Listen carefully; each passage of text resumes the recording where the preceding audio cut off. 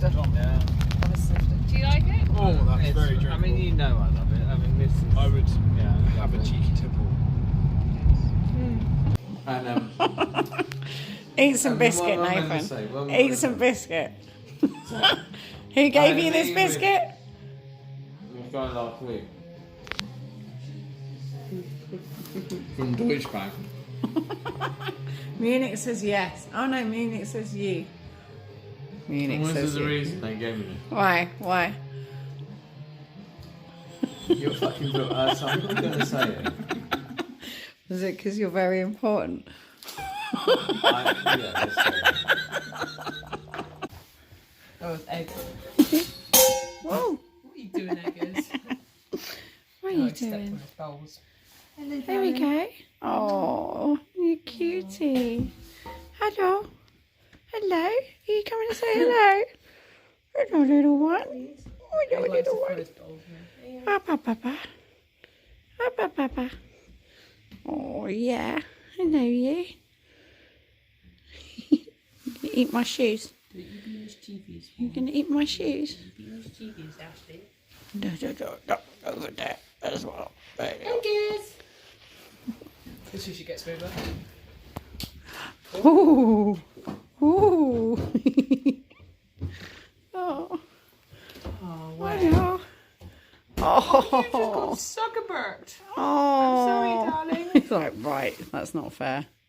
That's not fair. Hello, you.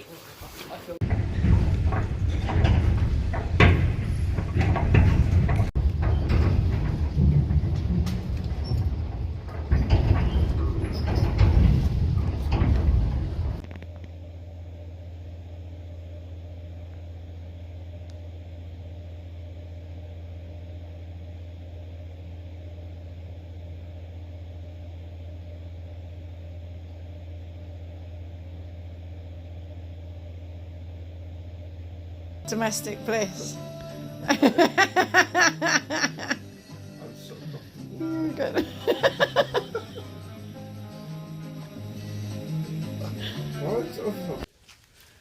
I'm back on Sark. I'm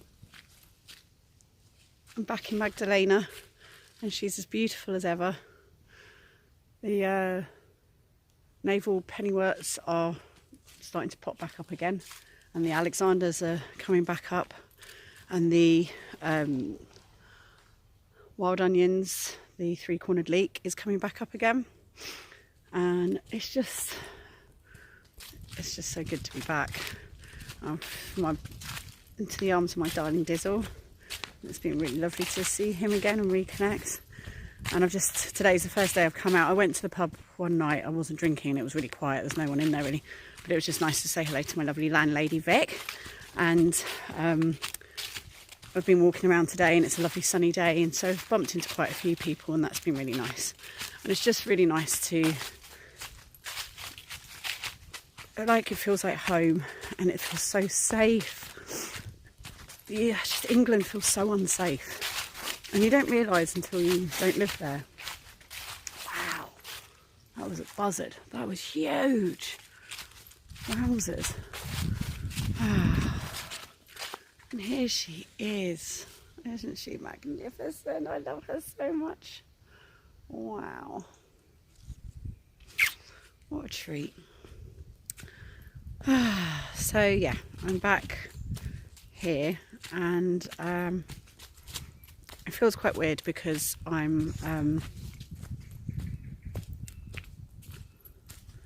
don't often do things that I feel like change me, but that really definitely changed me. Like, I do things a lot that are unusual. That's kind of normal for me. You know, I live as a Tudor, I moved to Sark, I work on theatre shows that take me down rabbit holes where I learn about new things, like Tourette syndrome, or being transgendered, or the witch burnings, or a woman's life who I discovered, like, and they'll take me down rabbit holes, and I'll go off on a whole adventure, and then I'll take a show to Edinburgh, and that's a really big deal. So I'm used to kind of doing big things, but this was massive. It was much bigger than anything I'd done before, and it really was more of a real problem, or it was like the most real thing that I've ever had to deal with, in terms of, you know, coming away from it feeling a real mixture of things. Like, on the one hand, I'm a very optimistic person and I'm really hopeful. On the other hand, I think billions of people are going to die in the next 10 years. Probably more from humans than from the climate, but it will be because of the climate. It'll be fighting over resources. That's what I think is going to happen. So I'm a little bit, just, you know, really giving time to actually fully plug into, and, you know, and billions of people are going to die, but also billions of animals are going to die. Land's going to get exploded and shattered and mined and raped and pillaged. And the last thing people are going to care about is the environment, because they're just going to be fighting to survive. But the reason why they'll be fighting to survive is because we didn't do anything about the environment. That's what I think is going to happen. And I do think that we will evolve from this, and I do think that some of us will survive.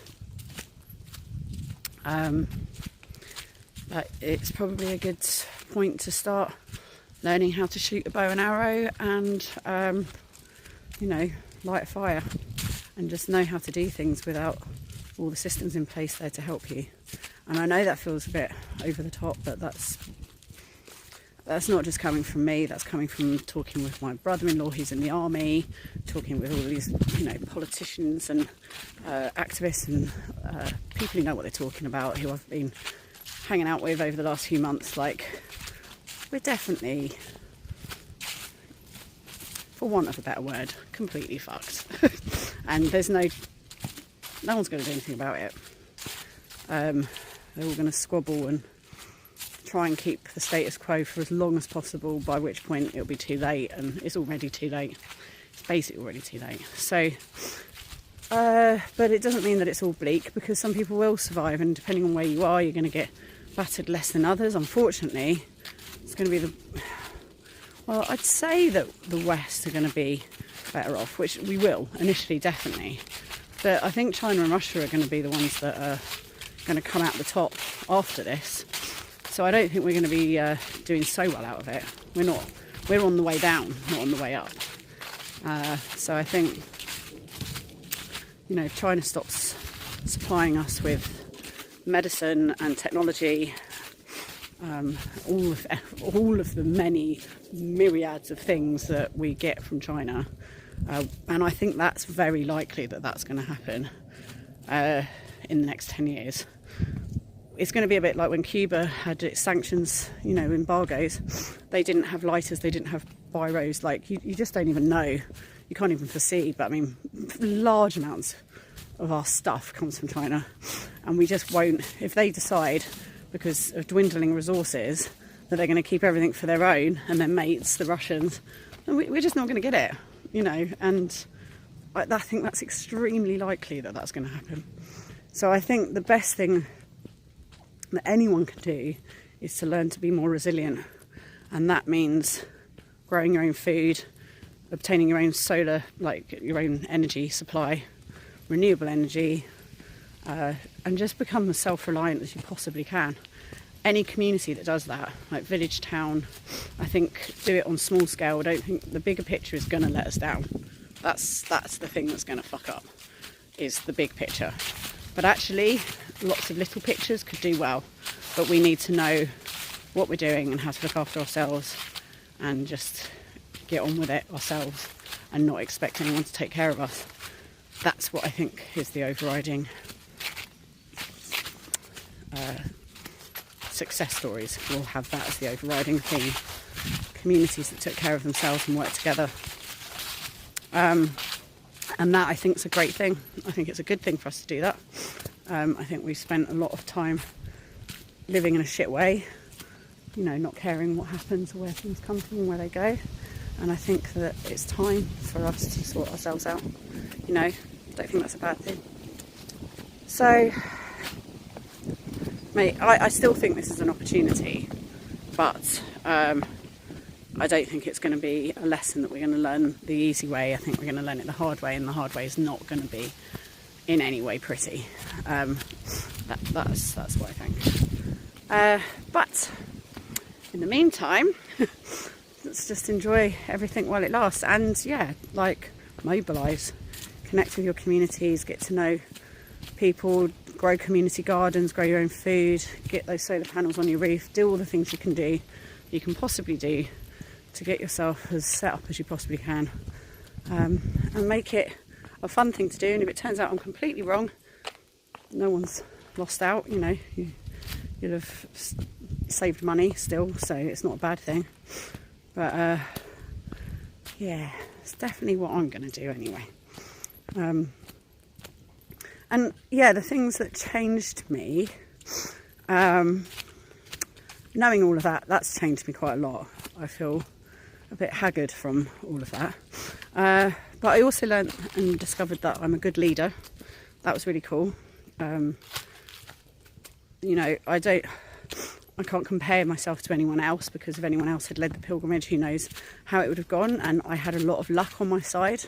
It felt like the energy lines and the planet, the consciousness that is this universe, whatever that be, was very happy that I did what I did, and therefore challenged me every day, gave me like crazy crystal maze challenges to deal with every day, but also blessed me with unbelievable luck, good weather, and one of the major pieces of luck was how brilliant the group were.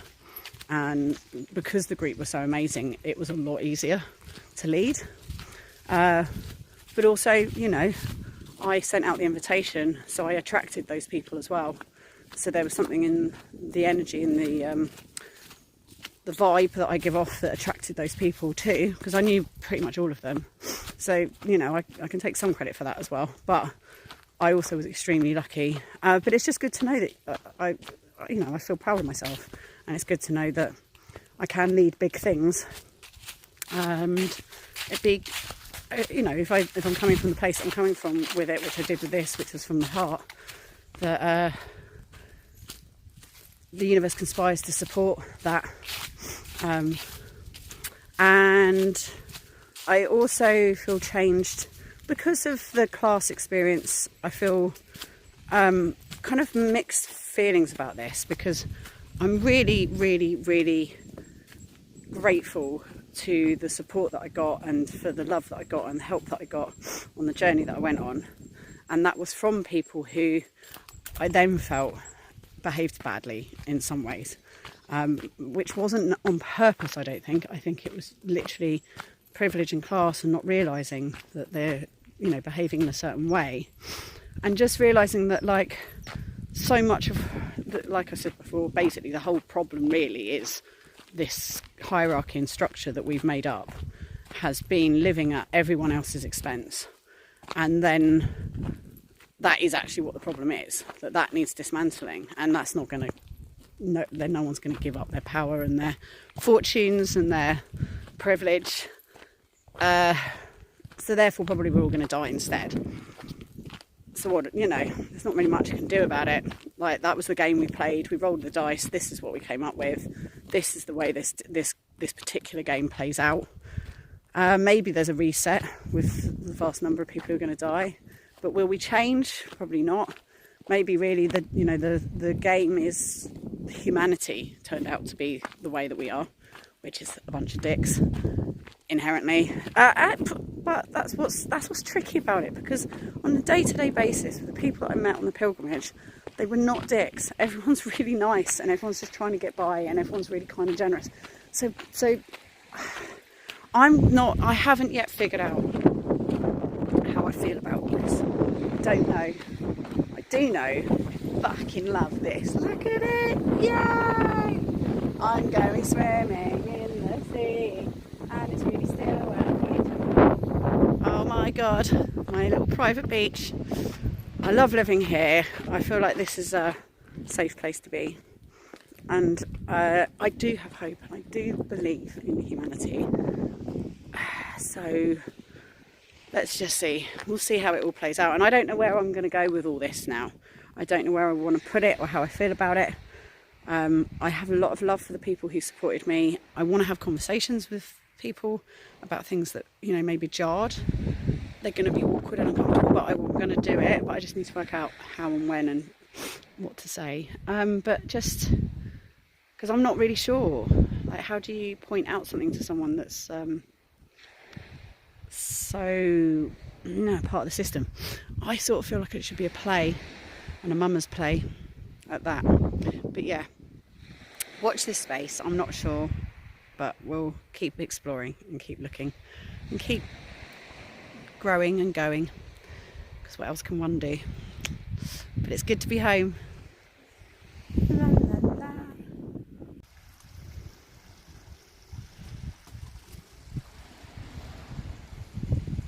That was incredible. The sea is really warm, and the sun today is lovely and warm. I was actually hot and I just stayed in there for ages because it was so warm and gorgeous. It's actually noticeably warmer here than it is in Scotland, by several degrees. I know that's obvious, but it's quite nice to forget that and then arrive and be like, oh, I live somewhere that feels positively tropical compared to Scotland. Because I've always said I love Edinburgh and I would love to live there, but I can never live anywhere further north than Brighton. And Sark is not further north than Brighton, it is south. And yeah, it's much warmer here than it is in Scotland, and the sea is positively balmy. I feel alive. Oh, it's good to be home.